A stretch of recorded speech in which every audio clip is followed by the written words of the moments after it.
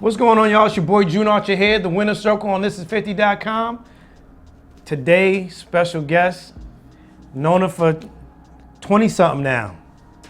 AIDS activist, also an author, Souls of My Sisters. Please, you have to give it up for Miss Maria Davis. Where's the claps at? Hi, June. Finally. Finally, we got it in. We got it in. I was like, come on, motivate you. Talk about something going on, you know. Well, we're making this special. This is dedicated to World AIDS Day. For those who don't know, Maria Davis, huge advocate and activist. And if you guys are true hip hop heads, and you have, because you guys talk about top 5 albums ever, and Reasonable Doubt is always in that conversation. If you go to track, I don't even remember what track it is, but if you go to 22 Twos on Reasonable Doubt, you will hear the legendary Maria Davis from Mad Wednesdays here in New York. Maria, for those who don't know, unfamiliar with you and your work with AIDS, how did you get involved with being so influential, going into hospitals, speaking to victims, raising money, doing your AIDS walk? For those who don't know who you are, how did you get involved in such a huge cause? Well, you know, music industry. Music had a lot to do with my healing also. So, you know, I have a show called Mad Wednesdays. I started in 1994 at Sweetwater's. I was doing shows prior to that, but my signature came when I started Mad Wednesdays. And then I was diagnosed soon after that with HIV, which I didn't tell anybody. And so And this was what year? 1995, I was diagnosed. And I found out through a life insurance policy. I wanted a policy for $100,000, and I had 2 children, and I said, if anything happened to me, how would I take care of them? And so I applied for this policy, and you know, you couldn't have a pre-existing condition. There were 2, cancer and HIV. And so I didn't even know I had HIV at the time. And so, you know, they were like, you take this blood test, and I was like, oh, absolutely. I got this. Yeah, because at that time, we thought that HIV was only a white man's disease. But we soon found out later that it affects everybody. The virus doesn't care about your skin color, how much money you have in the bank, where your status, your social status is. It's a virus, and if the conditions are right, you will be infected. And so what really helped me in my transition of being able to sit here today, because this month is my 20th anniversary of living with AIDS. I look good, don't I? No, you look good. You look good. The red is popping. And you want the red is popping with the background, so you good. And so, you know, I do still want to thank you because you've been there for me the whole time. I go up to Connecticut, Hot Chocolate Soul. You let me raise. I've raised so much money at Hot Chocolate Soul. So I want to thank Hartford, Connecticut too. I love them in Connecticut. And your wife Alex and your children, and you know my children, my son Scott, who hosts Mad Wednesdays with me now, and you know all that you gave back. And I think it was you and like a certain amount of people, Red Alert, Deidre Tate, you know, that really came in my corner. Was like, we don't care. We know about Mad Wednesday, but we want to make sure that you are right. Right. So you know that, and having that support system, and also having the music industry and able to have something to touch when I was struggling, when I was 95 pounds and everybody thought I was gonna die, including me and my children, but being able to still be able to do the showcases, which I never thought I would do again. I never thought I would model again. I model now for different, you know, HIV/AIDS ads, and you know, I've been featured on Heart and Soul magazine, and you know, doing Essence.com and ESPN.com. Right. Somebody did a story on me on that line, what is it, online magazine, and I was like, ESPN, people don't want to hear about HIV and AIDS, and the girl was like, I've been a fan of yours, and the work everybody needs to know to get tested. And so, you know, that really, to bring it home, everybody should be tested for HIV. You need to know your status. Doesn't matter if you have a husband or wife, you should be able to have that conversation. Right. If you're in a relationship, you should be able to have that relationship conversation. And that's called healthy relationship, that you are able to talk and you're able to communicate. We've been having this fight and war on AIDS and HIV for years. Do you believe we are over the hump of the the preconceived notions and the myths about AIDS? No, unfortunately. Like, I can't hold hands with Maria Davis. Well, you know, it's not as bad as it was because, you know, when it first hit in 1981, you know, if you were sick and you went into the hospital, they came in the hospital with spacesuits on. And they gave you your food. They pushed it under the near the door. And as sick as you were, you had to open the door, come out and pick your tray up and feed yourself. Nobody wanted to come in the room. The nurses, nobody, because everybody was afraid. They didn't know what it was. They didn't know at that time the HIV virus breaks down your system, which causes AIDS. And there are many people living with HIV that don't have, you know, AIDS. AIDS, okay. So, you know, we've come a long way, but we still have a long way to go. Especially for African American and Latino communities, we have the highest numbers for HIV and AIDS. Is that due to lack of education or resources? It's so many. Don't go down south. Down south is worse. Down south, I've been going down south speaking and stuff. I just think that people believe that if it's not me, then I don't have to worry about it. That's what I really think. And then our young people are influenced by all the social media now and what we watch on television and what they watch on TV and all of the different influences. You know, I'm not going to shout nobody out, but we have all these different reality shows. And I was looking the other night and I was like, he slept with her last season and now he's with her this season. She was gay last season and now she's straight this season.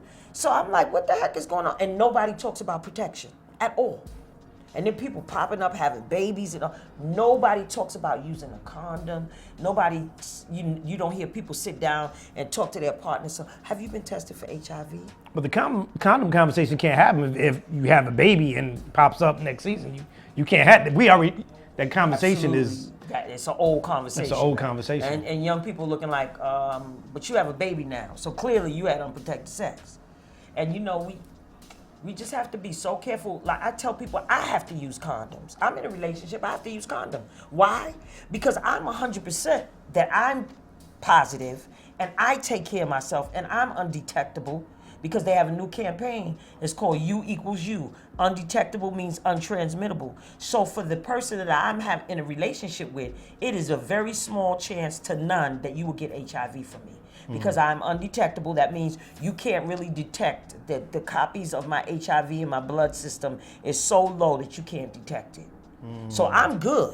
If you're in a relationship with me, you good. But I don't know if you good. I'm good. So, you know, somebody can tell you, you can go to the clinic with them. You both can get HIV testing together, the private doctor, however you want to do it.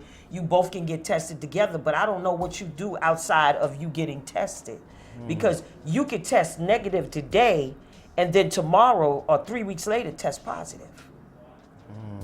And I mean, their HIV tests now are more advanced than it has been. So they do have a test now that they can tell in like no time if you have the antibodies in your bloodstream or you are HIV positive. Do you think we've gotten laxed, lazy, and unresponsive since we've heard so many things about Magic Johnson, and now there's this, whether it is rumor or whether it's just, I don't know what else to call it, but we're like, oh, well, Magic doesn't have it anymore. Look how Magic is living. Magic can't possibly have, he got the cure for it, so like we're good, we could go out here and walk around reckless.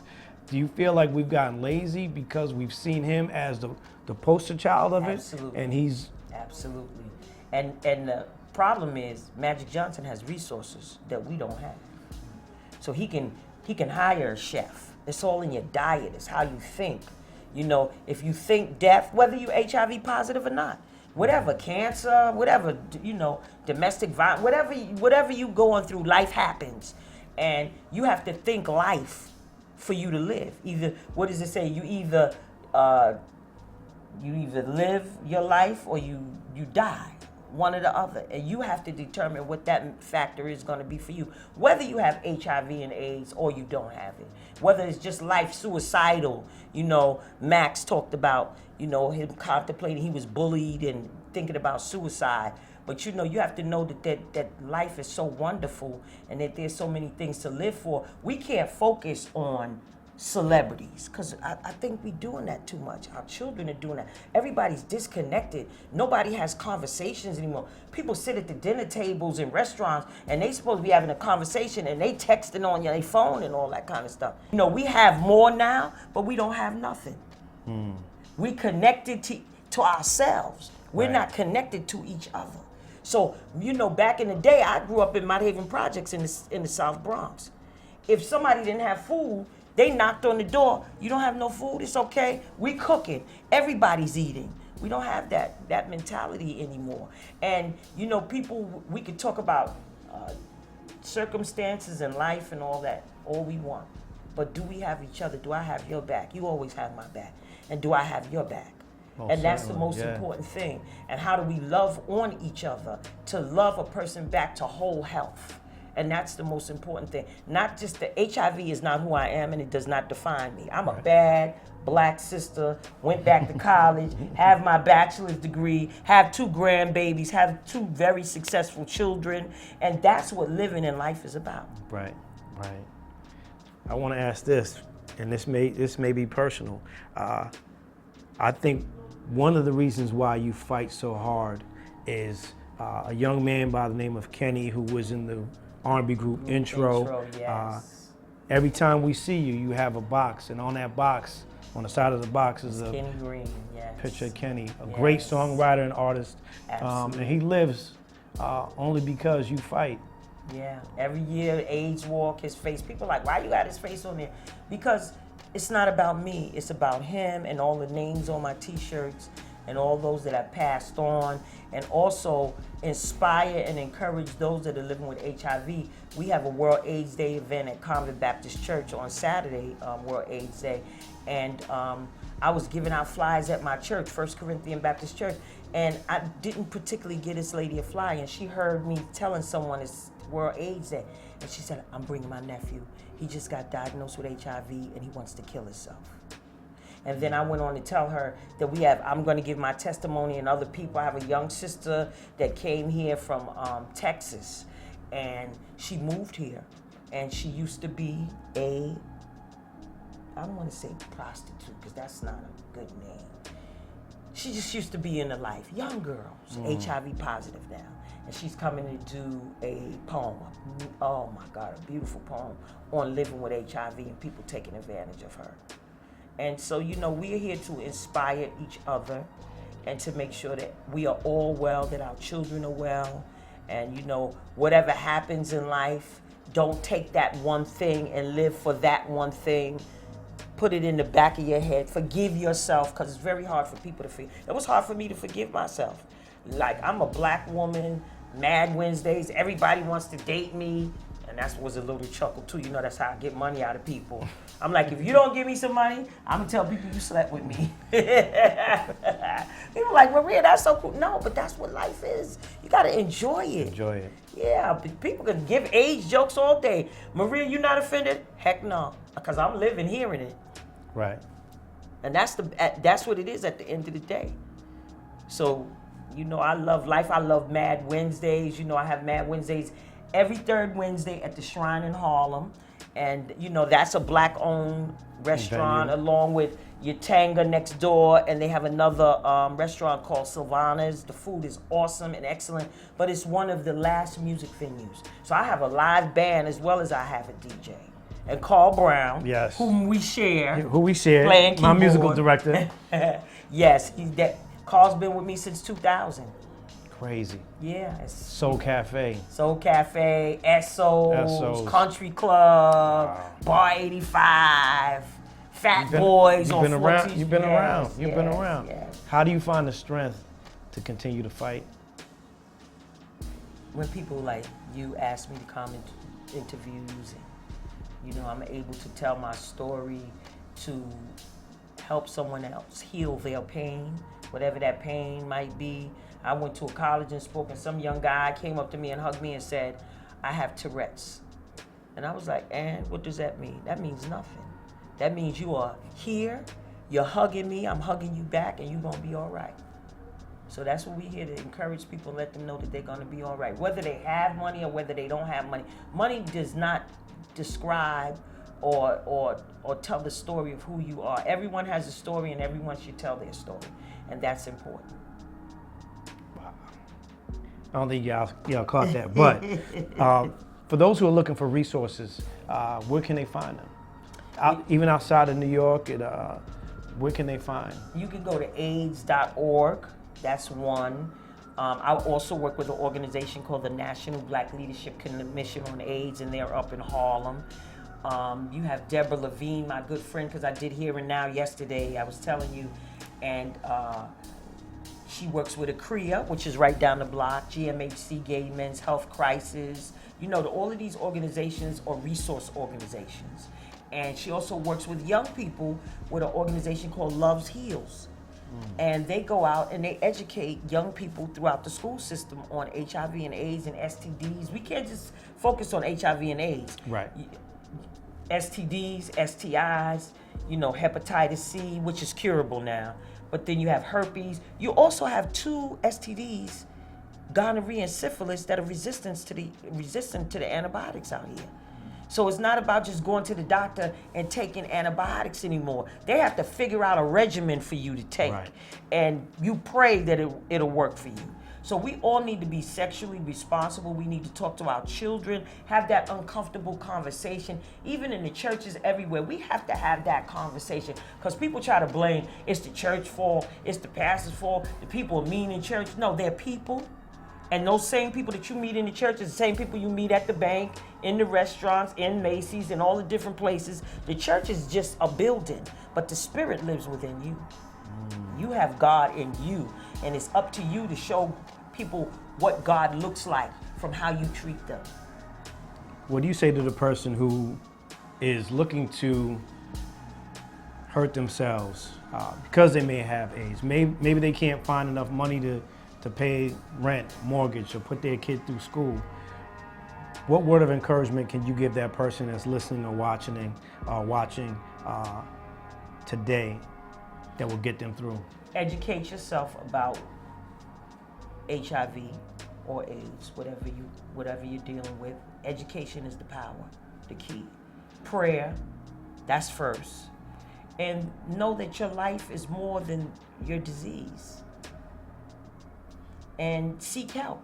There are a lot of resources. You know, people, you know me, I don't care. I get phone calls in the middle of the night. You can contact me. Instagram is Maria Davis 13 _ Maria _ Davis 13. I'm on Facebook, Maria Davis. You know, my email is davismaria@msn.com. You can come to the shrine, find me there. But I try to be everywhere, and I try to talk to any and everyone I can and let them know how wonderful they are, how they are the beloved of God. God's Spirit rests in you, and in you God finds favor. Never forget that. And that you are powerful, you're unshakable, you're adaptable, and we like willow trees. We bend, but we don't break. Music is a soundtrack to our life. Absolutely. What song do you lean on in times where you need to figure out how you're going to get out the bed and put your best foot forward? You know what? I have 2 artists. Donald Lawrence. I'm Healed. Oh my God, I used to sing that so much. I'm Healed. And J Moss. I like J Moss too. And Smokey Norford. Absolutely. That's my Donnie McKirkland too. But even with Yolanda Adams, she had a song too, Alabaster Box. That was one of my favorite songs too. You know, as far as healing is concerned. Of course, I love R&B music, but you know, when you're going through rough times, sometimes you have to lean on something a little stronger. You need something to talk to that spirit. Right. And you know, the R&B music can get you in trouble. Yeah, R&B music get you the Hattie Baby, Luther Vandross, and you know, all my lovely people. Teddy Pendergrass. Yeah. You got to be careful. Yeah. So you got to be careful with that. But once you get the baby, how do you sustain yourself? So, you know, like I say, I don't try to push religion on anyone, but you have to know that there's somebody higher than you, and that your life and your destiny is created by you, but also created by the Creator. He made you to do powerful and wonderful things. And some of us slip up in life and we don't get the opportunity to turn things around, but know to turn it around. Walk around, like sometimes you have to stand in the room and walk in a circle and turn yourself around and say, it's gonna turn around. turn around for me.